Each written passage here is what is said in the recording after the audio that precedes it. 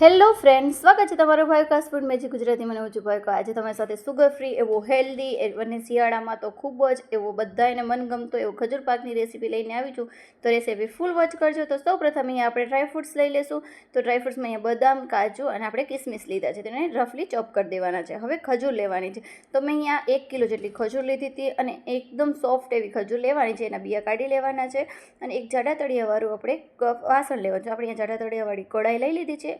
હવે 1 થી 1.5 ચમચી જેટલો ઘી ઉમેરીને સૌ પ્રથમ આપણે બદામના જે ચોપ કરીને રાખી હતી તેને આપણે એકદમ સરસ શેકી લઈશું. કેમ કે આપણે શેકવાથી એના જે ખજૂર પાકમાં ક્રન્ચીનેસ છે ખૂબ જ સરસ એવો ખાવામાં સ્વાદમાં આવે છે. એટલે બદામને થોડીક વાર લાગે છે. પહેલાં આપણે સૌ પ્રથમ બદામ શેકી લઈશું અને બદામ શેકાઈ જાય બાદ પછી આપણે કાજુના કટકા ઉમેરવાના છે. હવે કાજુના કટકા શેકાઈ જાય અને થોડુંક આ શેકાવા લાગે એટલે આપણે જે કિસમિસ છે તેને પણ ઉમેરી દઈશું, જેથી જે કિસમિસ એકદમ શેકાઈને ફૂલી જશે, એનાથી એકદમ સરસ રીતે સ્વાદ આવશે.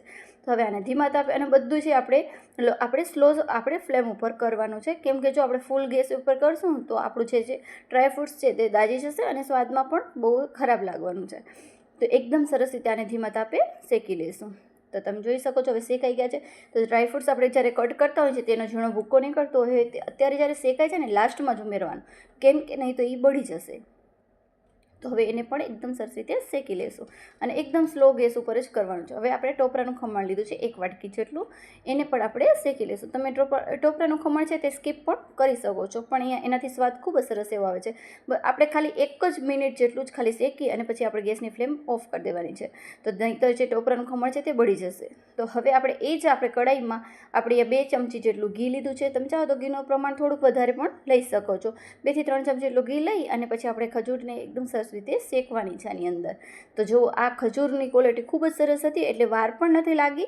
તો આ રીતે તમે કોઈ પણ ખજૂરનો આપણે પ્રોડક્ટની હોય તે તમે લઈ શકો છો, પણ એકદમ સોફ્ટ હશે ને તો ફટાફટ ખજૂર પાક આપણો બની જશે.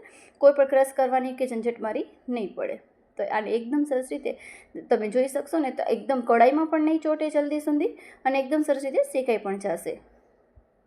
હવે આ રીતે આપણે તાવીથાના મદદથી એકદમ સરસ રીતે આપણે હલાવતા જશું. થોડુંક આપણે શરૂઆતમાં એવું કાઠું લાગશે, પણ પછી જેટલી આપણે શેકાતું જશે એટલી ખજૂર છે તે એકદમ સરસ રીતે સોફ્ટ થતી જશે. તો તમે જોઈ શકો છો હજી આપણે એવું લાગે કે અહીંયા ગંડા લાગે છે, ત્યારે આપણે તાવીથાના મદદથી એકદમ સરસ રીતે ભાંગતા જશું અને આ રીતે કરતા જશું. તો તમે જોઈ શકો છો એકદમ સરસ રીતે શેકાય છે અને નીચે ચોટતી પણ નથી. એકદમ સરસ રીતે આપણું આ બનીને તૈયાર થઈ જશે. તો આ રીતે બધી ખજૂરને 5 થી 10 મિનિટ લાગશે, પણ વાર લાગે પણ એકદમ સરસ રીતે શેકાઈ પણ જશે. અને તમે જોઈ શકો છો એકદમ સોફ્ટ એવું આપણું અને એકદમ શાઇનિંગ આવી હતી આ ખજૂરમાં. તો એકદમ સરસ રીતે તમે જોઈ શકો છો શેકાઈ જશે. હવે જે આપણે ડ્રાયફ્રૂટ્સ કટ કરેલા રાખ્યા હતા તેને આપણે એની અંદર ઉમેરી દઈશું. તમે ચાહો તો આને ભૂકો પણ તમે કરીને પણ ઉમેરી શકો છો. જો વડીલો હોય ઘરમાં તો તે ચાવી નથી શકતા, તો જે કાજુ બદામનો ભૂકો છે તે તમે ભૂકો કરીને પણ એડ કરી શકો છો. હવે આ બધા મિશ્રણને છે ને એકદમ સરસ રીતે મિક્સ કરી લઈશું. તો તમે જોઈ શકો છો એકદમ સરસ રીતે મિક્સ થઈ જાય પછી આપણે ગ્રીસ કરેલી થાળી અથવા તો ટ્રે હોય એવી ચોરસ એનામાં આપણે પાથરી લેવાનું છે. તો એકદમ સરસ બધું તમે જોઈ શકો છો એકદમ સરસ મિક્સ થઈ ગયું છે અને કઢાઈમાં પણ નથી ચોટતું, એટલે આપણું ખજૂરનું જે ખજૂર પાકનું મિશ્રણ છે તે એકદમ સરસ રીતે તૈયાર થઈ ગયું છે. તમે ચાહો તો આમાં અંજીર પણ એડ કરી શકો છો. તો અત્યારે તો તમે ચાહો તો આમાં ઘણા બધા આપણે વસાણાના જે મસાલા હોય છે ઉમેરી શકો છો. હવે આ ગ્રીસ કરેલી થાળી છે તેનામાં આપણે કાઢી લઈશું અને એકદમ સરસ રીતે તાવીથાના મદદથી આપણે જેટલું થિકનેસ રાખવી હોય ખજૂર પાકની એટલું આપણે ફેલાવી લઈશું.